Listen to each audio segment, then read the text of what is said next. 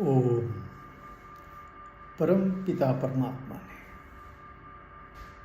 इस मनुष्य शरीर में अद्वितीय शक्तियाँ दी हैं। हम केवल मात्र अपनी शक्तियों का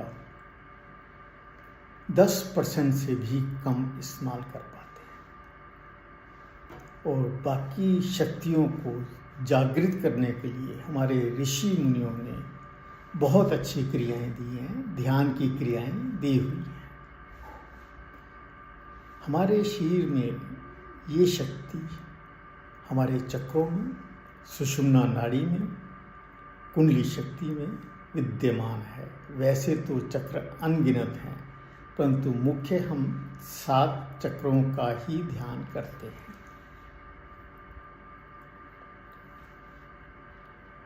ये मानव शरीर सेल से बना हुआ है और हर सेल ऊर्जा से बना हुआ है और इसको चलाने वाली भी ऊर्जा होती है।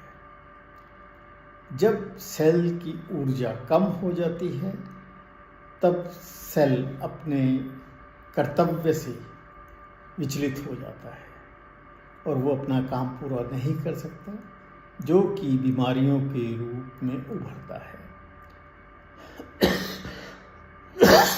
और अधिक कम होने से हमारे सेल के न्यूक्लियस को अपने आप को जिंदा रखने के लिए म्यूटेट करना पड़ता है। वो सारे शीर्ष से ऊर्जा को खींचता है और मल्टीप्लाई करने लग जाता है, बढ़ने लग जाता है और वो कैंसर का रूप ले लेता है। अगर उसकी ऊर्जा शक्ति को बरकरार कर दिया जाए तो ये कैंसर भी अपने आप ही ठीक हो जाता है। आइए हम अपने ऋषि मुनियों प्रदत्त इस चक्रों को जागृत करने की कोशिश करते हैं। गहरा लंबा श्वास लीजिए, मूलाधार पर ध्यान दीजिए और ऐसा महसूस कीजिए ब्रह्मांड की ऊर्जा मेरे मूलाधार चक्र में प्रवेश कर रही है। जैसे जैसे ऊर्जा का समावेश होगा हमें मूलाधार चक्र में एक उज्ज्वलता महसूस होगी, एक जागृति महसूस होगी। यही चक्रों को जागृत करने की विधि है। गहरा लंबा श्वास, मूलाधार पर ध्यान और मूलाधार में ऊर्जा का समावेश।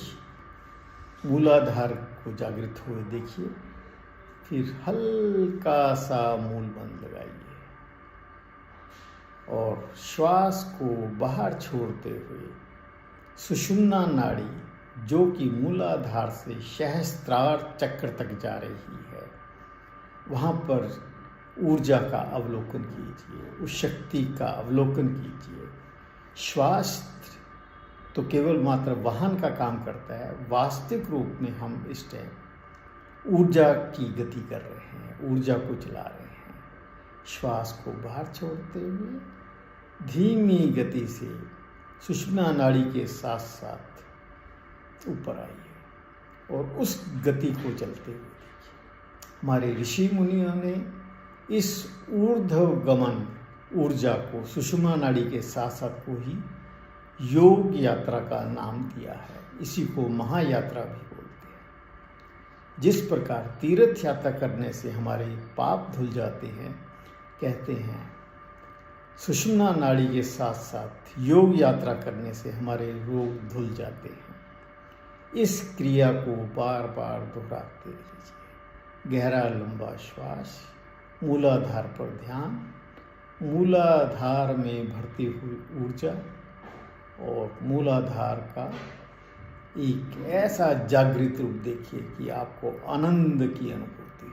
फिर श्वास को बाहर छोड़ते हुए मूलाधार के साथ साथ ऊपर आइए और सारे शरीर के एक एक सेल, एक एक कोशाणु में ऊर्जा को भरता हुआ अवलोकन कीजिए। इस क्रिया को जितनी बार भी हो सके दोहराते रहिए।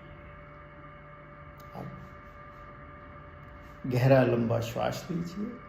अब हमने स्वाधिष्ठान चक्र पर ध्यान देना है। स्वाधिष्ठान चक्र हमारी मूलाधार और मणिपुर चक्र नाभि के बिल्कुल पीछे के बीच में होता है। लगभग मूलाधार से 3 से 4 उंगल ऊपर। गहरा लंबा श्वास, स्वाधिष्ठान चक्र पर ध्यान, उसमें भरती हुई ऊर्जा को देखिए, अवलोकन कीजिए।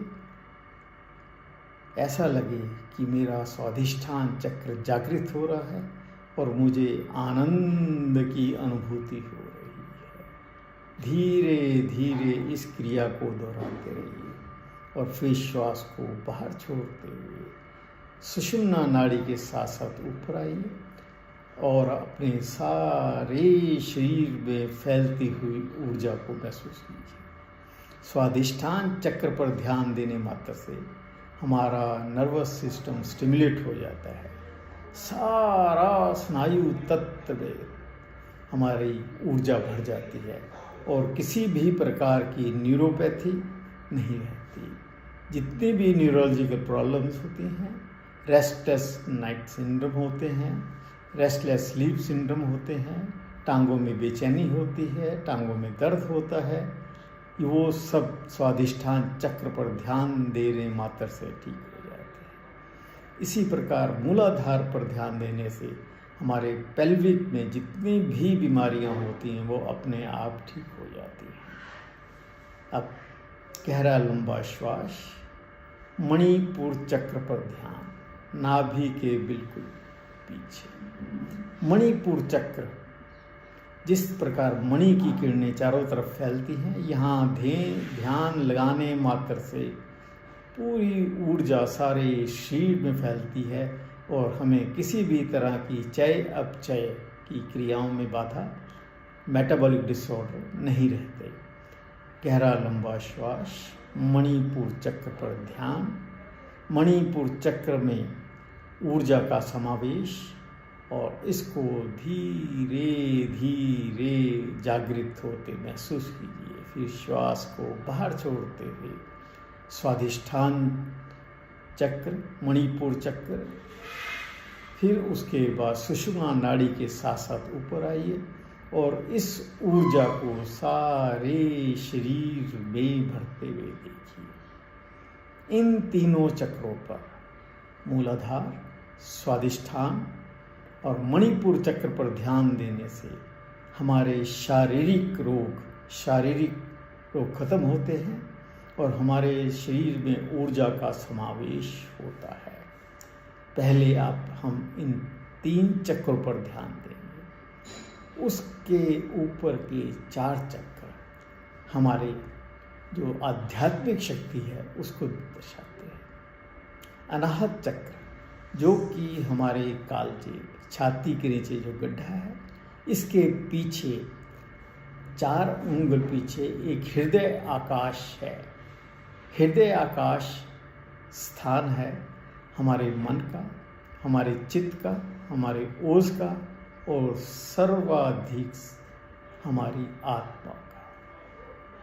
इस पर ध्यान देने मात्र से हमारे अंदर हमारा मन बहुत स्ट्रॉन्ग हो जाता है, हमारी चेतना उज्जवल हो जाती है, हमारी ओज शक्ति अपने आप बढ़ने लग जाती है और हमारी आत्मा पर ध्यान देने से आत्मा परमात्मा की तरफ जुड़ने लगती है, अग्रसर हो जाती है। इस चक्र पर ध्यान देने मात्र से हमारी आत्मा इतनी प्रफुल्लित हो जाती है कि हमें हर क्षण अपनी आत्मा की तरंगे महसूस होती हैं।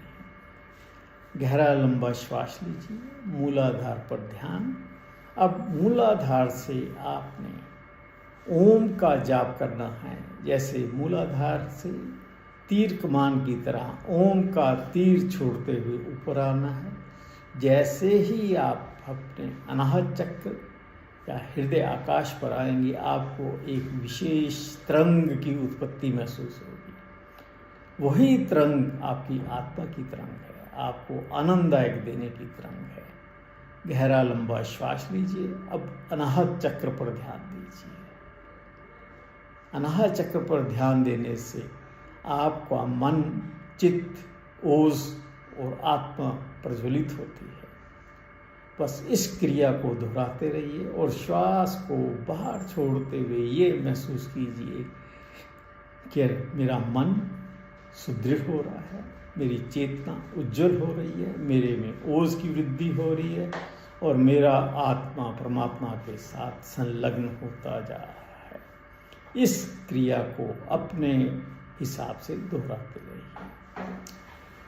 इसके बाद हम आएंगे विशुद्धि चक्र। विशुद्धि चक्र हमारे गल कूप के बिल्कुल पीछे होता है।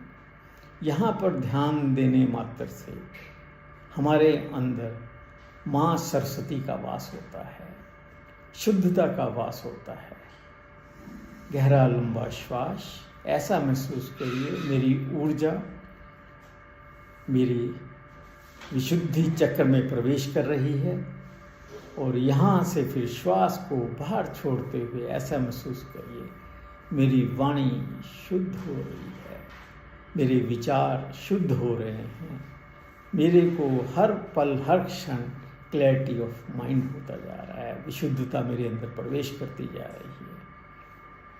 तो ऐसे जैसे जैसे शक्तियाँ हमारी सरस्वती माँ में हैं, उनका विशुद्ध होना, उनका हंस का वाहन होना, जो अपनी अच्छाई और बुराई दूध और पानी में से दूध को निकाल लेता है, इसी तरह हमने संसार में जितनी भी त्रुटियां हैं उसको छोड़कर अच्छाई को ग्रहण करना है।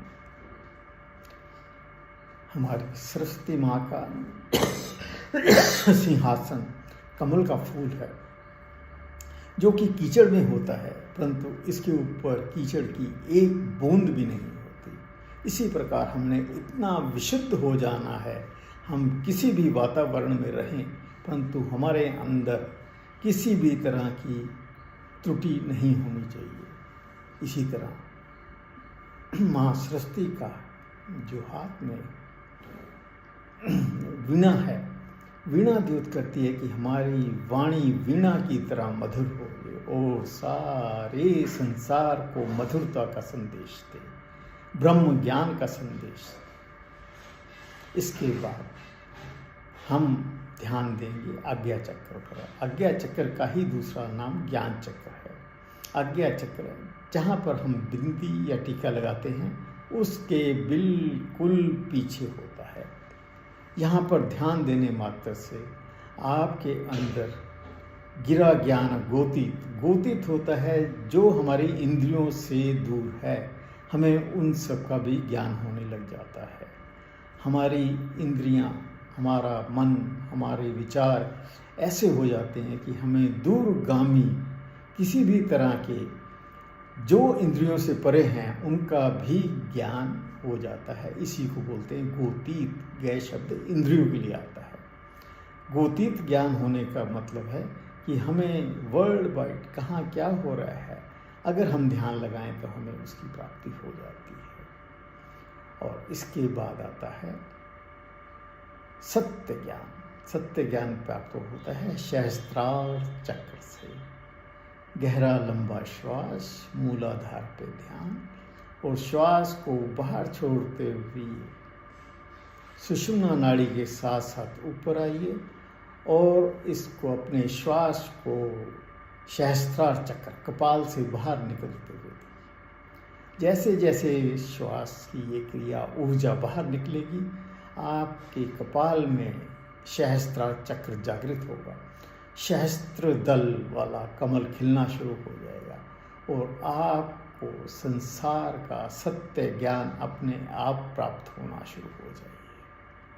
आइए हम इन सब क्रियाओं को करते हुए अपने चक्रों को जागृत करें, अपने आप को आनंदित करें और अपने आप को मोक्ष की तरफ निरंतर लेते जाएं। ओम शांति।